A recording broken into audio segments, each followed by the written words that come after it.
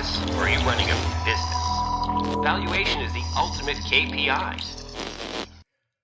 Hey there, it's Mike Langford. Welcome to another episode of the Modern Financial Advisor Podcast, brought to you by Truelytics, the one and only comprehensive advisor transition management platform. This week on the show, I have Land Bridgers, the CEO of Integrated Financial Group, aka the Brain Trust, with me, and we're going to be talking about compassion. That's right, compassion. Now, at first you're thinking, Mike, oh, really another squishy topic? I promise you, this is actually not squishy.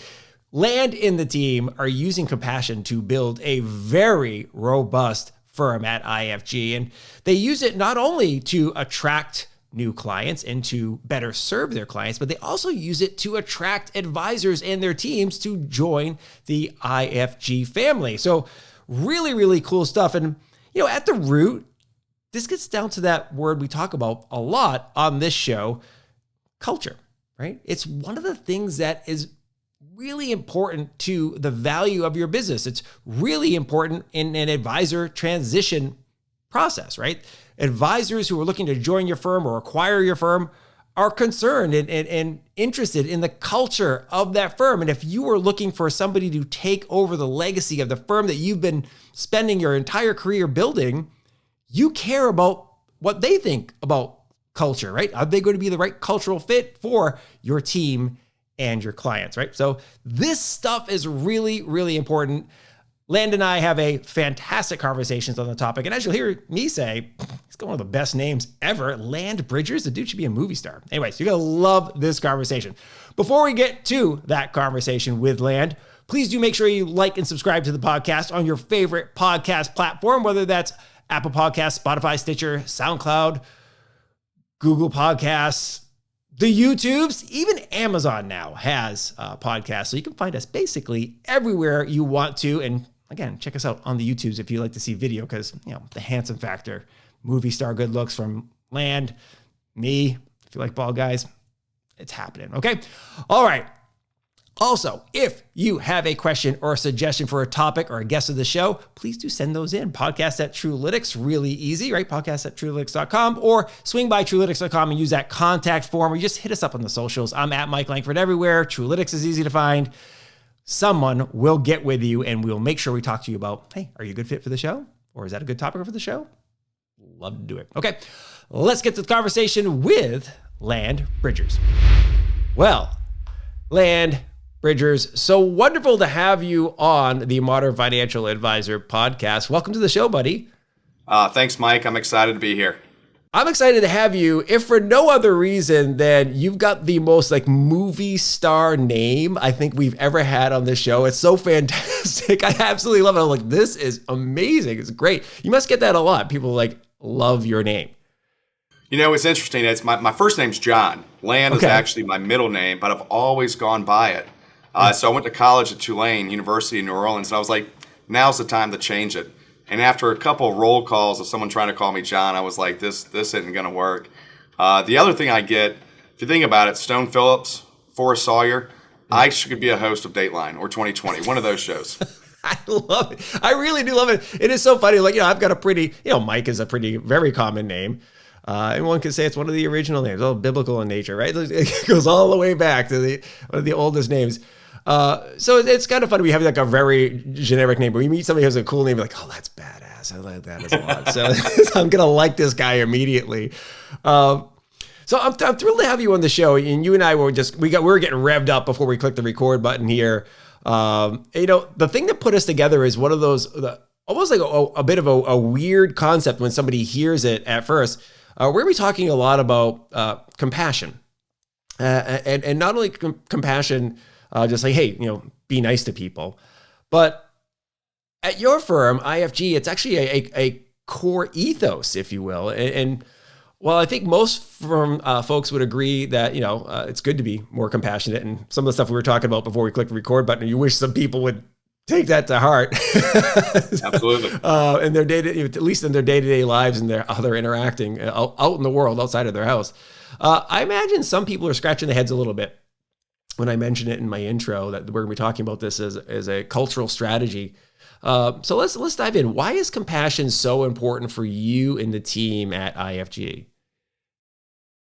Well, I think it's at the heartbeat of who we are. Integrated Financial Group was started around this idea of a culture of type A business owners who actually cared for each other and are willing to share ideas and share knowledge, even if they're in the same marketplace. So, that started in 2003. And the whole idea of compassion, I think, is extremely important. In fact, if you actually look at what the word means, it means actually like that, hey, somebody else is suffering and you're willing to step in and suffer with them. Like you're actually having compassion, suffering with them with whatever that they're going through. And I think it takes time. I think it's unique. In a world that's moving so fast, compassion is becoming more and more of a lost art. Yeah, I have to agree. It was interesting. And we'll link up the article that you wrote that actually Ian Carnell and Viv Anand had shared, like, hey, you got to talk to this guy, Lan. Not only does he have a movie star name, but he's got this great ethos. So we'll link that up. But you're right. I was reading through it, and I'm like, he's absolutely right that it's such an important way of being, right? It's it lets you connect with people in a little bit better way, I think. It also is I think it like lowers your own stress level. Wouldn't you say, like, when you're compassionate for somebody else? And I know that sounds weird. You said to suffer with somebody else. So somebody is going through some problems, and you're like, yeah, I'm going to suffer this with you. But I find that it kind of lowers my BPM, as it were, on my Apple Watch when I start interacting with people. Yeah, no, I think you're exactly right, Mike. If you think about it, if you're going through a tough time, I always tell people, go do something for somebody else. And it immediately, I think, one, calms down the stress or whatever you're going through. But in addition to that, I think maybe it's those endorphins or whatever shoots them up and you feel good. I think naturally we're made to help other people. And so when you do that, I think it does reduce stress, hopefully lowers the blood pressure a little bit. I agree. It's it is kind of funny. I'm how they say the ways you show love, if you will. And I promise for the listeners and viewers, we're not going to get too squishy here, but like the way you show love, like some people are gift givers and so forth. And I'm an active service guy. So like, this type of stuff that really hits me, like, oh, I get this. Like I absolutely am the type of person who's like, roll up the sleeves, I'll help you out. Or if somebody asks me a question, I'm like, oh, you know what? Let me show you. Or let's see if we can do this together type of person. So I've always been that way. So like that, like I said, maybe this is why this resonates with me particularly strong. Let's hit on something that I think is really important to talk about, so that people don't think we're getting too squishy here. A lot of firms talk about the importance of culture, right?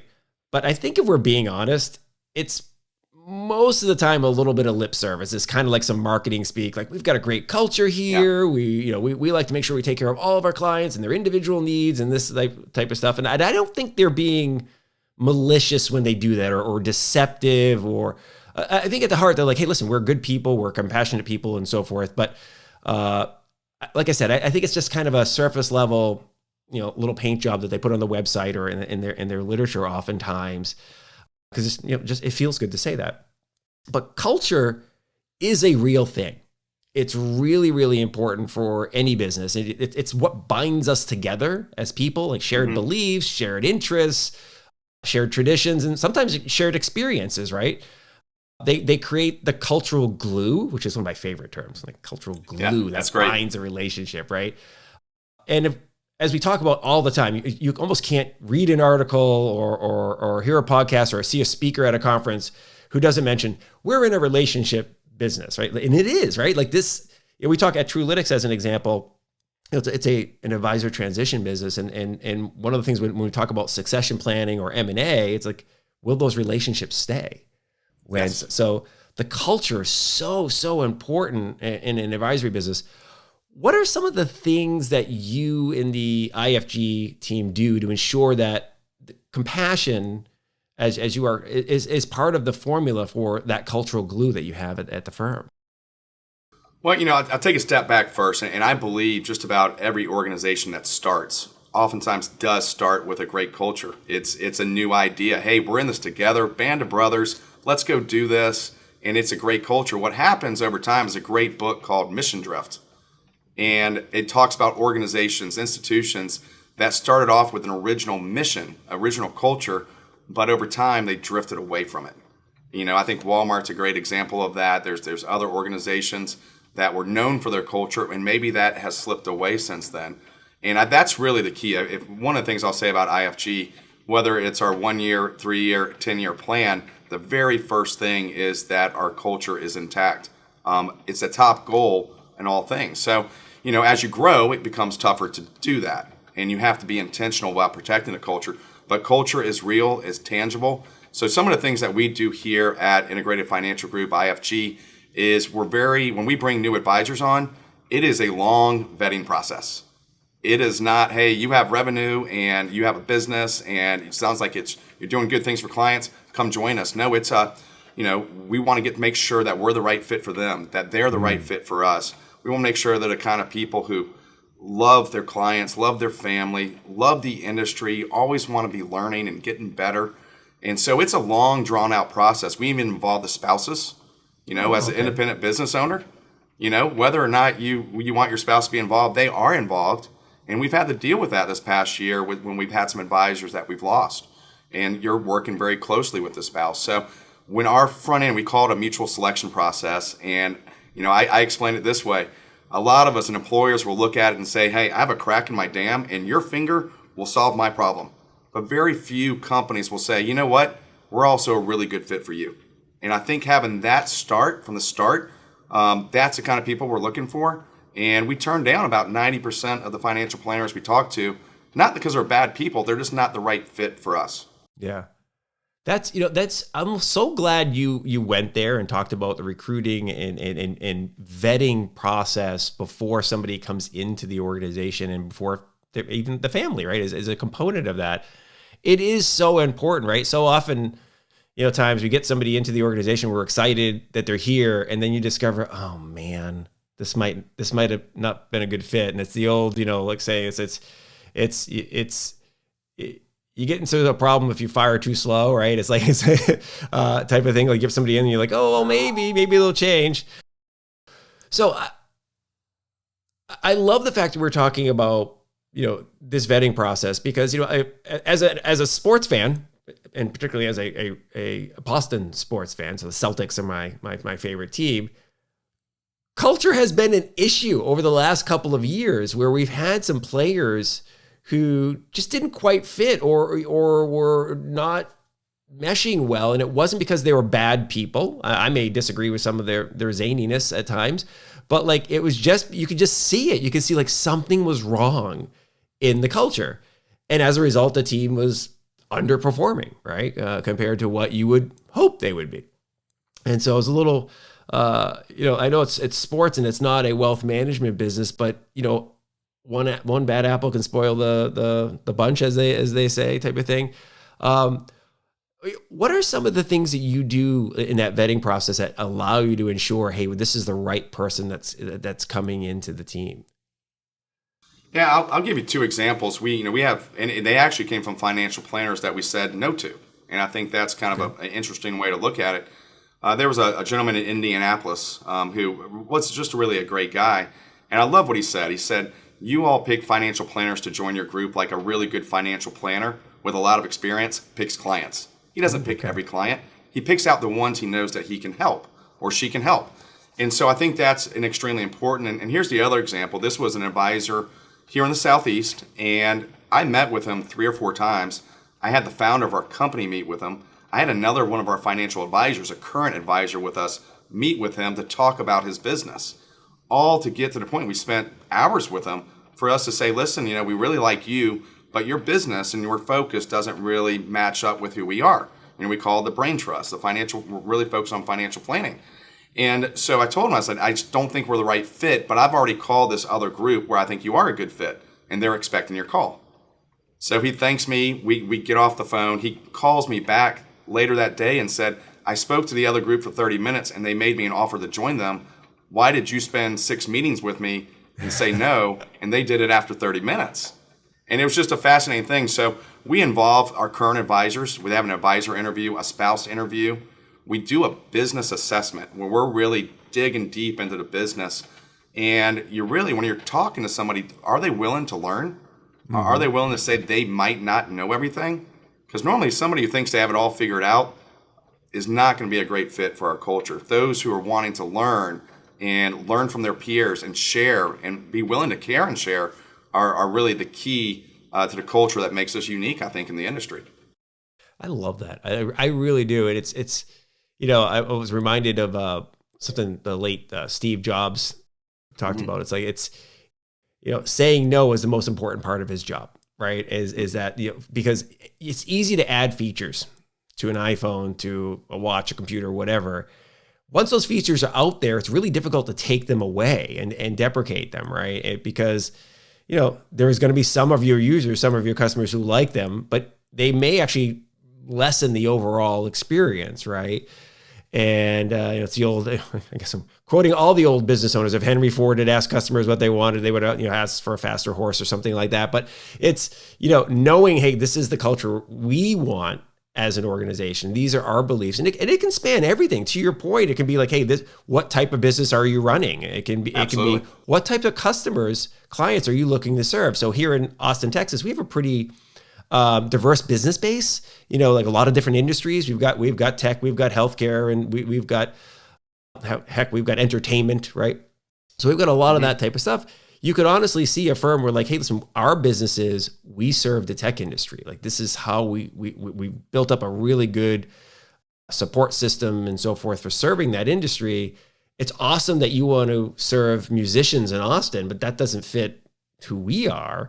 Right. Or it could even be like, and you and I were kind of talking a little bit about it before we clicked record. Like there's some craziness in the political space now where people are polarized and a little crazy about it. So whatever side of the political spectrum you're on, you may be bringing in some angst into your organization, right? If you bring somebody who like, hey, we're all, as a general rule in this shop, we're like this, and you bring somebody in, like, yes, it could, lighten the mix a little bit, if you will. But the problem with it is that it could also cause some serious problems. So like paying attention and sticking true to make sure you don't have that drift as you talked about is really important. Well, I think the mission drift I think is really key. But when I also think about, one of the things that we say in our process is we have to get this right. I mean, nobody wants to go through multiple transitions over their career if they can avoid it. But so we have very low attrition. And part of that I think is the compassion. But where the compassion comes out is we really put ourselves in their shoes. Mr. and Miss Advisor, if we don't get this right, then what is this impact going to be on your clients, your business, your family? And it's going to be on us as well if you have to unwind it. If we're not the right fit and you have to go through this again, I actually care about your spouse. And I know that you're not going to talk to them for 3 months. Well, let's make sure we get this right so we only have to do it once. Yeah. I think that. So that's a really important point that I hadn't thought of is, because of, you're like, I think there's 60 advisors you brought on so far, somewhere in that neighborhood. We have about 57 teams. So some of those teams might be 3 or 4 advisors. Yeah. Some of them might be sole advisors. Yeah. So to your point though, like it is really important to think about that. This is a transition that advisors and teams hope to only have to do once, right? That at some point in time, they're like, hey, listen, we want to move from, this broker dealer to this broker dealer, or move from one shop to another shop, or one of our advisors is aging out, looking to retire in the next, 5 to 10 years. So part of that glide path is moving over under IFG's umbrella so that we can, roll out. So you only want to have to do it once. You're right. It's exactly right. I hadn't thought about it like that. It's really important. Yeah, it is. I mean, and I think they appreciate it when we're talking to them because they actually see that we care. Yeah. And I'm also very quick. And I mentioned earlier, I didn't just say no to the advisor. I actually called another group and said, hey, this guy's somebody y'all should be talking to. And I really believe if we can help people get to the right place, that comes back to benefit you. And whether, telling somebody no, I think is the most freeing thing. And as an advisor, when you get to the point where you can say, hey, you know what? I can help just about everybody, but who do I do my best work for?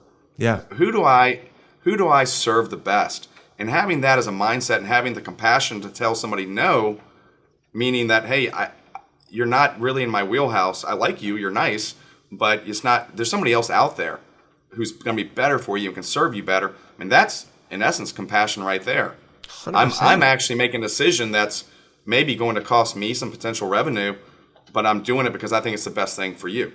That's right. No, and what's interesting about that too is, I think we've all done something similar to that, maybe not in the scale that you just described of telling an advisor and his or her group that they're not right to bring all their assets and clients to your firms. That's a pretty significant decision to make. And like you said, and also, hey, I'm sending you over to another firm, which is technically a competitor, but I'm okay with it for you to take your business there. Because look, there's a little bit of karma here. I think I'm a big believer that what you put out into the world, you get back. Is that other advisor might be like, hey, at some point in time, a client comes to them and they're like, you know what, you're not a right fit for me. But why don't you go over and talk to Land and the team at IFG, or same thing of somebody who's an advisor in transition. That's really well. It's I'll put it this way. One of the advisors I talked about earlier, I went out to dinner with my wife and my 2 daughters, and sure enough, the advisor was in the same restaurant with his wife and 2 or 3 kids. A week or 2 after I'd said that we're not the right fit, and his wife comes up to me, and I'm a little nervous now. Like, what is she going to say? And she just said, "Hey, thank you for spending so much time with him. I hope one day that we make sense for y'all, because I really appreciate how you handle it."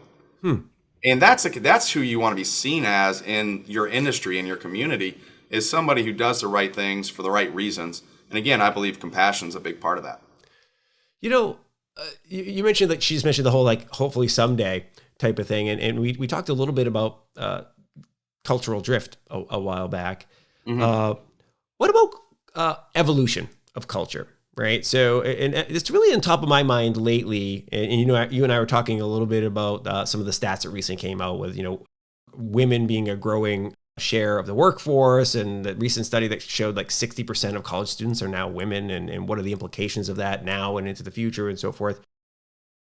And it makes me think about the evolution of some of our businesses, and it might be cultural evolution as well that happens over time. You mentioned that you have a strong female-led teams in the organization, and that might not have been the case 20 years ago, right? Where our industry was overwhelmingly male, and it still is very male dominant, and that's just frankly just the way that it grew up, and it is changing. But I would imagine as we add different genders into the workforce, right, that cultural may change slightly, right? Women have different perspectives, they have different life experiences, maybe different ways of doing business. How have you managed the evolution of the culture without it allowing to drift like a skew, to really, you get where I'm coming out of that? You have some core philosophies there, but I would imagine some things evolve a little bit over time. How do you manage that? Well, I think you're exactly right. It has been predominantly a male-dominated industry, but some of the best financial planners out there are females. I think their natural intuition and their compassion for who they're sitting across the table with is very unique. So we've had when we started in 2003, we had a very strong group of female advisors who are still with us. They have great businesses. Some of them have actually brought their children into the industry, which is really exciting for us to see the next generation coming along. But if you ask each of them, and this is what I think is the most important thing, they want nothing more than to help mentor a younger female advisor. They have been through it. They've shown the grit to make it in this industry and do as well as they have, and they want nothing more than to pass that on to somebody else. And so when we talk about how do we, I tell our team often, they're always like, well, how big are we going to get? How are we going to manage the growth? And I compare it to a kindergarten through 12th grade school. It's K through 12. Well, you start off with 50 kids in kindergarten, and each year they add a few kids.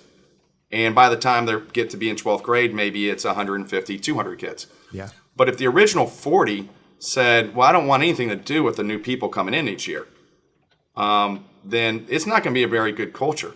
But if you're also, for us, and it's our job to bring the right people in, well, then, okay, we can make this work. So if we're bringing in great people and the original members, the founding members, are so accepting and inviting into our organization, then it tell you what, it smooths out and makes that integration so much better and the culture so much better. And it really, I think about 3 or 4 years after we had grown pretty significantly, And one of our founding members, her name is Kim, stood up at our annual retreat and said, listen, I was really apprehensive about our growth.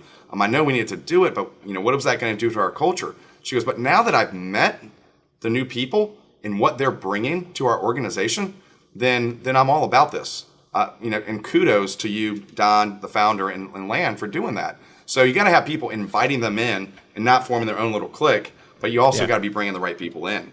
Yeah. And I think the kind of the diversity of bringing in different thoughts from different areas, from different parts of the countries, females, and racial diversification is really important. But they got to fit that culture of the brain trust and Karen and Sharon.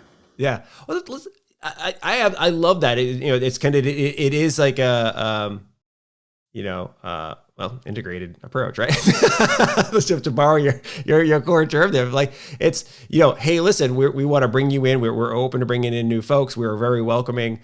But once you're in here, we're going to share our culture with you. But we're also very interested in you being an active part in this. We're not going to try to pound you into submission and into you being exactly the mold of Mike, the senior advisor. It's like no. We want to teach you like, hey, here's who we are. But we also we brought you in for a reason. We see promise in you. We see that you're bright. Your ideas. You may see things in the market that we don't see. You may relate to customers that we don't relate to very well, that we can bring in, or you may help us with recruiting the next generation. Right. So sometimes it's right. I've got teenagers. They are interacting with a world dramatically different than I do, right? I grew up in the 80s, entered the workforce in the 1990s. I'm pretty tech forward, but I watch the way that they interact with their technology and the way that they communicate with their friends, and I'm like, oh, this is going to be different. Like my daughter can go, and this is going to sound silly that we're talking business here, but this is something to think about. So my daughter is 13. She can go days without looking at a television, like not watching TV, right? She interacts with her iPhone, iPad, and computer. That's where she gets her video content. That's where she doesn't use the regular telephone voice type thing. She does video chat with her friends all the time, right? Sometimes they're group chats, sometimes they're individual. But it's watching how she is, interacting with the world is eye-opening, right? Yeah. And, when I think of a culture, it's like, hey, you have to have a culture of understanding that things are moving. Because while she's 13 now, you're like, she's a kid. You got to blink your eyes, she's going to be 23. That happens remarkably quick, right? That a 23-year-old will be in the workforce earning money and maybe somebody you want to recruit at your firm. Yeah. So I have a feeling, is that, by the way, is that where the brain trust concept comes from? Where does you have the brain trust tagline there? Where does the brain trust tagline come from? Yeah, that really came from the start of our organization, and Don Patrick, our founder, and he just saw a group of individuals who were doing that. This idea of iron sharpens iron, and learning from each other. And I think I mentioned to you before the old African proverb: if you want to go fast, go alone. If you want to go far, go together. Yeah. And so even though we have 57 they're all independent contractors. They have their own DBAs. They're in small groups. Like we call them mastermind groups because Albert Einstein did and figured he's smart. And so they're in groups of 7 to 10. That helps us maintain that, small feel. But the brain trust idea is, we have a retreat each year. 65% of what comes from the stage is from your peers. You're learning from your peers. I mean, that's when you go to a conference, it's the conversation over you had with someone at breakfast or lunch. It's not what you heard from the stage. So we want to make it very pure. There's a lot of engagement, interaction. Somebody calls us and says, hey, I have this case that I've never dealt with before. And we know our advisors intimately well. And we might say, you know what? You ought to talk to Morris up in St. Louis. Morris just dealt with that 2 years ago. And Morris is not just going to take the call from this advisor, but because they're part of their group, they're going to take the call and be excited to share with them. Yeah. And so a lot of people, I think, can bring a lot to the table or can come in and take a lot. But are they willing to give as well? And so that's something that's really key to our group is, if someone's part of the group and they reach out to you about a question about a business decision, a hiring decision, a financial planning question, you got to take that call. Yeah. And you got to be willing to share and help them. And so when we talk about the brain trust, that's it right there. And so I actually, you will get a kick out of this. we had an advisor, a female advisor, a couple of years ago. She had a big practice. It's been a great opportunity for us. But I pictured if she stood up and talked at our retreat, how would the other people react to her? Like, would she fit in? Would they, value like what she had to say? And I was like, this is not going to work. Yeah. And so we turned her down for that very reason, which is hard to explain. But I didn't think she'd be a good fit within the Brain Trust. You know what? That is a really interesting point, because I think we've all had that. There's like, hey, look, I can recognize you're smart. I think you're awesome, but this isn't going to go over well here. And look, one might argue, hey, look, you should grow but it's like, no, it is okay that not everybody fits everywhere in every team, right? And again, my Boston Celtics, right? Like, and not to get too crazy on Kyrie Irving a few years back, right? Like there was, hey, look, he just doesn't fit with the Celtics, right? Like he wasn't the kind of leader that team needed, right? It was a very young team at the time. And he was, immensely, magically talented on the court, the things that he can do. Like people, everybody who watches him play are just like, how does a human being move like that with the basketball and have that kind of body control and all that type of stuff? But it just didn't work, right? And that can be true in an office environment as well. I always jokingly say, like, in this business, you can grow a business just being you, finding out there's 7 billion people on earth, right? 330 something million of them are here in America, right? So you can find a client base that resonates with you. You only need about 100 to be a successful advisor. So if you swear like a trucker and you're just a hard-nosed kind of jerk type guy, you like to meet with clients and just throw back a bunch of, scotches and so forth while whatever your deal is, you'll find a client base that resonates with you, right? So, but it doesn't mean you're going to fit at every firm, right? And here's what I think, we can't be all things to everybody. That's right. Like I said earlier, who do we do our best work for? Yeah. And I, as a group with all of our services, all the things that we offer to our advice, we can help everybody. But who are we, I want to help the person, and I love this, and we talk about compassion. When an advisor's spouse comes up and says, hey, I don't know what you guys have done, but in the past year since he joined you, his business is growing, he's happier, he's having a blast, he's coming home and treating our daughters differently. Okay. Like, you don't have to pay me. Like, I'm done. Like, that's what it's about. Yeah. And so, and when you think about, so many people try to be, I can't be everything to everybody. That means I'm nothing to nobody, if you think about it. It's true. But I can be excellent at what I do for this group of people. And I mentioned we turn down 90%. We really think when we talk about the Brain Trust and sharing of ideas and sharing with your peers and being engaged in a group, for those that 10% or 5%, it resonates. Their eyes light up. And for about 90%, we're not the right fit. And that's absolutely fine. And I'll bet you that, after that process goes through, when somebody makes it through and you mutually agree, like, hey, we're going to do business together, we're going to be part of the same team, there must be an immense sense of pride that comes with that after the fact, that, hey, listen, this was a bit of an arduous journey. You mentioned 6 different interviews or whatever as part of the vetting process. And, it is time consuming, right? And in every business, time is money. So there was an investment there, a real genuine investment. And yes, for some folks, you decided, hey, this isn't the right fit. But for those who, when you get to the point where it is the right fit, boy, oh boy, I bet you it feels really good. Well, it does. We had 2 young advisors join us recently, and they're so grateful. I'm so grateful to be a part of this, and they fit the culture. They got a ways to go as far as growing their business and kind of, but they're young. They kind of see them as rising stars, but they get the key component of the idea of a brain trust and sharing ideas with your peers, best practices. So, those are things, what we hear once they join us.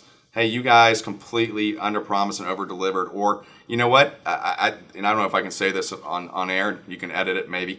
But one of our advisors joined us back in 2014 and said, hey, I met everybody. They were great. I was like, okay, every single person I met has been amazing, and I've really enjoyed this. But he came to the retreat. And first time he's around everybody in from 9 or 10 states. And he was like, I thought for certainly there's got to be a scumbag someplace out here. And there isn't. He goes, I couldn't find one. And so that's been our joke since 2014 is I want to give him a t-shirt with, kind of the Ghostbusters crossed out. No scumbags. Yeah. That's right. I love it. No, it's true. A lot of firms have, this is not a joke. I've seen a lot of firms have the no a-hole rule, right? Like this is, and you define, this is what it means to be an a-hole. Like you can be you, but just don't be a jerk, right? I guess is Exactly. the term. I know we're getting kind of towards the tail end of our time together here, but I want to make sure we cover, because we started out with compassion. I want to make sure we cover a couple of components of compassion to really bring it home, because I know it feels a little ethereal to certain folks, but this is really actionable stuff. I think this is really important. I think as we've talked about here, it's a core component of your culture. This isn't just about acquiring clients and using compassion in the client acquisition process. It's not just about serving your clients better. It is also about recruiting the right advisors for your team, right? So your culture and compassion being a core component of it can help you attract and retain the right advisors. And it also can be really important when it comes time to transition and succession on the other side, right? So who am I looking for? What type of advisor am I looking to take over my business? What type of firm am I looking to work with? So I think it's, I want to get into some action steps here. One thing I think would be somewhat important is to make a distinction between compassion and empathy. Mm-hmm. Because I know when some of us think of compassion, and frankly, when I thought of it, when you and I were connected, the first thing that came to mind was my own personal growth with empathy. That is something that as an adult, the older I get, the more empathetic I try to be, right? I think it's been one of the things where as I look around my world and I interact with other people, I try to put myself in their shoes and try to understand, like, why are they reacting this way, or why do they do the things that they do? That'll help me better be able to relate with them. It doesn't mean I'll always agree with them. It doesn't mean I'll always excuse the things they do or whatever, or I'll want to work with them. In the case of a business scenario, it doesn't mean just because I can understand how you're doing mm-hmm. things doesn't mean I want to do the things with you type of deal. But compassion and empathy are different, right? Compassion is more action oriented. So I wonder if you kind of go a little more in detail, like what does compassion mean and how do you act upon it? Well, yeah, I'll step back and talk about empathy first. I think empathy is hugely important. In the way I describe it, are you curious enough to take the trip? I always say if you have a globe and one person's on the North Pole and one person's on the South Pole, they both think they're facing the right direction, but they're facing different directions. Yeah. And I said, are you curious enough to take the trip all the way around and ask enough questions to see it from their point of view? I think that's empathy. That's being curious and caring. I think compassion says, you know what? I see you're down in a ditch. I'm going to get in there with you. Mm. And I think the difference, and this is a really good example. We have a virtual assistant program here, and we had an advisor who lost their dad unexpectedly. And, obviously a lot of people stepped in, and we've had a lot of things where people stepped in over the past year or two with people being sick or facing cancer or whatever it may be. But we had a virtual assistant program that was able to step in, and what mattered most to him was to go be with his mom and be with his family. Yeah. Our virtual assistant program basically took over all their operations on a flip of a switch. So we had a compassionate enough system in place to step in and allow him to go do what he needed to do most, which is to go be with his mom, be with his family, and step away from his business. He didn't have any other help. It was just him. So I look at compassion differently. It's one, empathy is being, are you curious enough and do you think enough about it to understand? Compassion says, do you care enough? Yeah. And I think I might have shared with you, I was walking down the hall about 6 years ago. I have a business coach. Her name is Madge. And I said to someone, hey, how are you doing? And kept walking. Well, Madge slammed the door and said, why did you even say anything? Like, you obviously don't care enough. You asked, how are you doing? What if they had something to say? So you've been better off not saying anything and just walking right past them. And so I make a point to not just with my team here. I want to know what's going on with their family. I want to know what's important to them. I want to know about their hopes and their dreams and those things. And I'm able to remember them, which is great. But when I pop in and it's early in the morning and someone's here early, hey, how's it going? How's it going with your son? And I know the scholarship. Was he able to get the scholarship? And know their names, and it just shows that you care. Yeah. And in a place where, the gas tank on how much people care is pretty low these days, it makes you look different and it stands out. And I think it's hugely impactful to people staying. I think if you care enough about your clients, they're more willing to if something goes wrong, to give you some grace, if you truly have compassion. Yeah. Yeah. I love the way you said that, showing interest and actually making the time.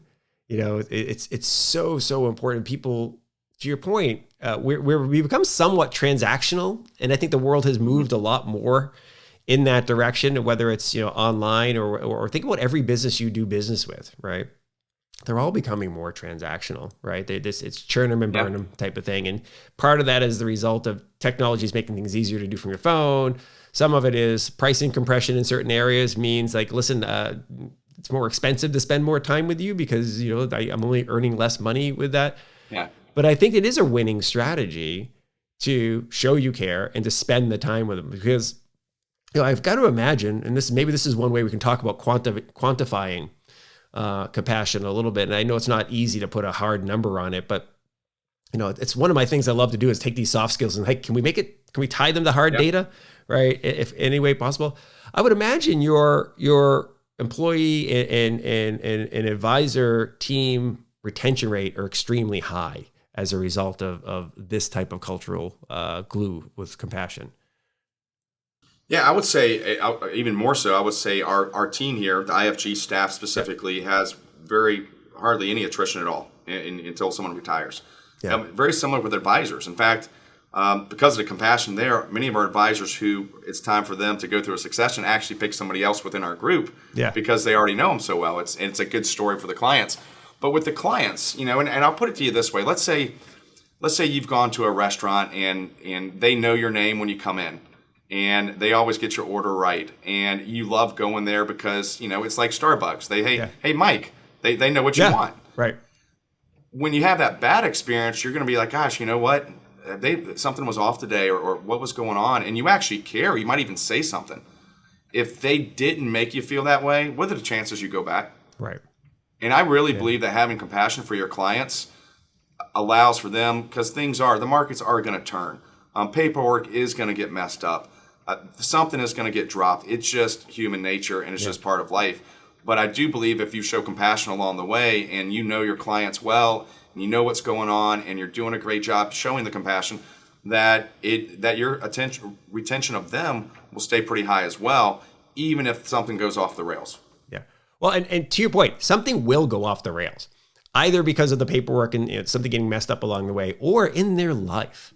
Yes. Something is, we always talk about money emotion events with clients and attracting new clients. Oh, when is somebody getting a divorce? They're getting married. They're getting, they got a new job. All these types of things. Money emotion events. We get excited about them from a client acquisition perspective, but from a client retention perspective and a client service perspective, there's these other life events that are going to happen. They're going to lose a mom. They're going to lose a dad. They're going to have maybe a divorce. There's going to be a house burned down. There's going to be something that happens in their lives, or several things that happen in their lives, which is going to cause the client some angst. And they're going to have financial implications. They're going to be nervous and need to talk to somebody and want to rely on you. And that's why I think we're compassionate, as you say, suffering with, jumping in the ditch with them and saying, hey, let's help you out here. I know your mom just passed.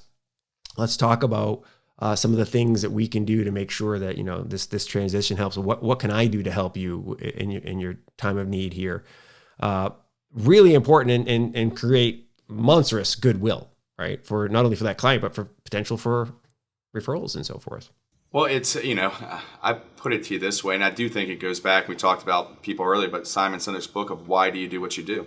Yeah. It's not, the what would be to sit down and help the person with, with the paperwork and everything they need to do. And, but why are you doing it? Well, I genuinely care about you, and I want what's best for you.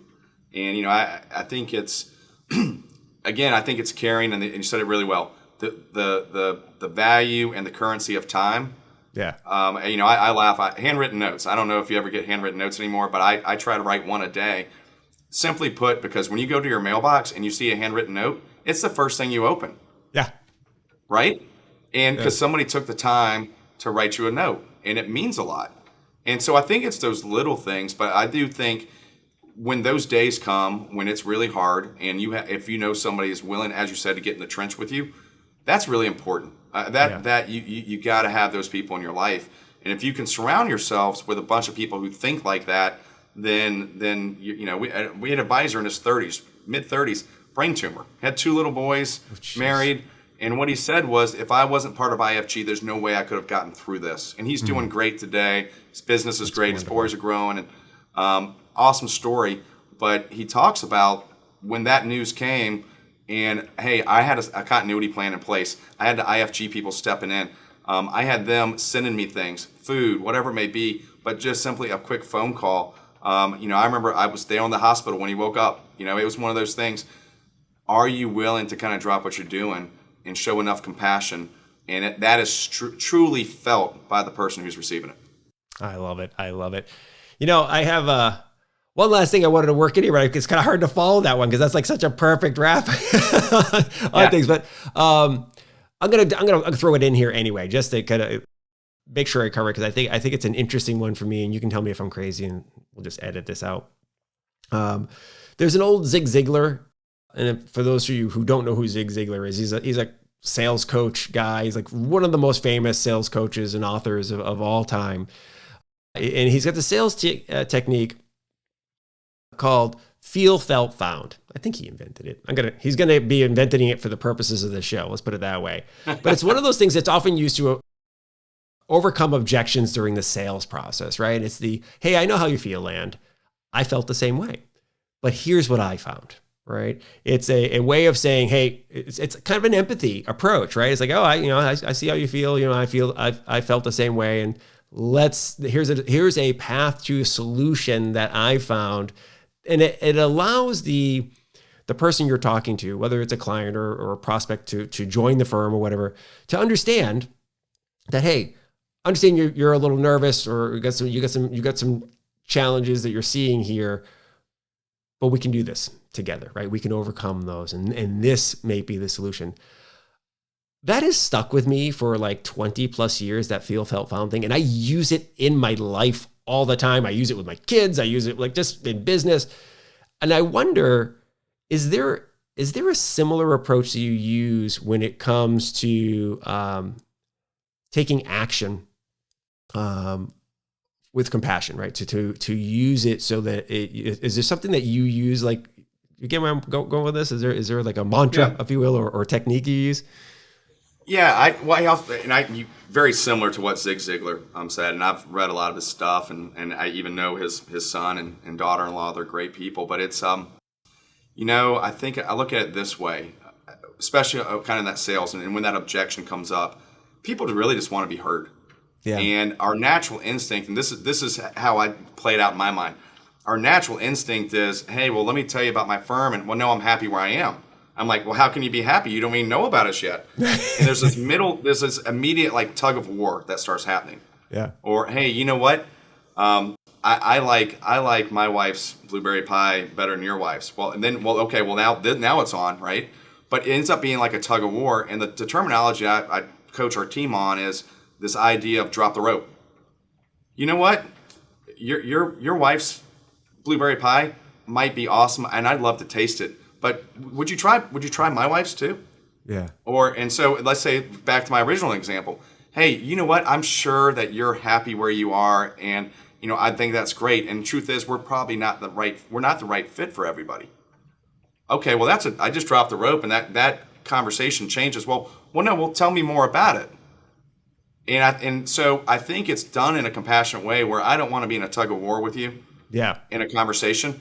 I'm willing to drop the rope. Acknowledge what you're saying. I hear what you're saying. I'll even repeat back what you're saying. Yeah. But also, I'm going to say, listen, we might not be the right fit for you. Yeah. And right then, our natural human instinct is, no, I didn't say that. Well, tell me That's more. Right. And it's not manipulative. It's a part of a conversation. It actually moves the conversation forward to whether or not we are fit for you. Yeah. That's a really good point. That's because they might be like, you're not, they might already have in mind, you are not the right fit. And so they're putting up a wall. And to your point, by acknowledging that actually might be true, It's like, oh, okay. Like, so you're not immediately like, we're not going to go to war. Well, here's the thing. I can tell him all day long till I'm blue in the face of why I think we're a fit. If he doesn't believe it or think it or come to that conclusion on his own, what's the point? And that I think that having that compassion. So, if you are an advisor and you have clients leaving on a regular basis, or you have kind of a rotating door, a revolving door, that's you really got to look at why are people coming to me so fast and leaving so fast? Well, it's much more transactional, as you said. Yeah. It's the same thing with your staff. If you have a lot of turnover, well, most likely there's a reason that they don't feel engaged. They don't feel like they don't feel like they're cared for. Yeah. Because people will stay in a place where they feel cared for and known, even if it's not perfect. Yeah, that's wonderful. This is great. Well, Land Bridgers, this has been a magnificent conversation. I really enjoyed this, and I actually got a ton out of it, and I think the listeners and viewers will as well. I'm sure some of them are going to want to follow up with you.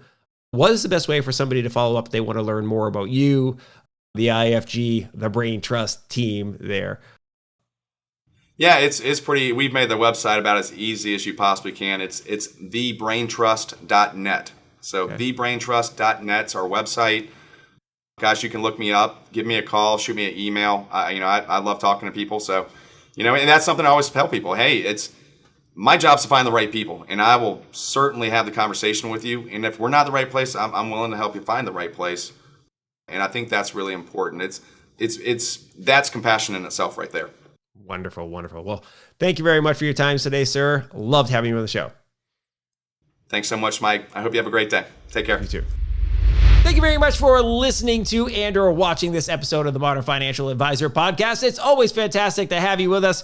Huge props to Land Bridgers for bringing the compassionate thunder to this episode of the show. Fantastic having him on. I'm so grateful that Ian Carnell and Viv Anand introduced the two of us because, look, he brought it. This is really, really good stuff. And, again, as I said at the top of the podcast, and we kind of hinted at a few different times during the recording, this stuff may seem like the soft stuff when you first think about it, but it's not. When the rubber meets the road, this is what connects you. It's that cultural glue, that connective tissue. This is what connects you to your clients and your prospects. This is why they choose you over another advisor. This is why advisors choose your firm over another firm. It is the culture. Do they resonate with you? Do they feel like you care? They can get financial products and financial advice basically anywhere. This stuff matters. And not only does it matter in, the clients and in the team building portion, but as I mentioned at the very top of the show, it matters when it comes time to transition your business, whether that's succession planning or M&A activity. The buyer or the seller really going to care about culture. So make sure you pay attention to it. Okay. All right. As always, if you haven't done so already, give this episode a like and a share on your favorite social network, right? Let others know about this episode. If you liked it, chances are they will too. And send in those questions for guests or topics. podcast@truelytics.com. Best way to reach us.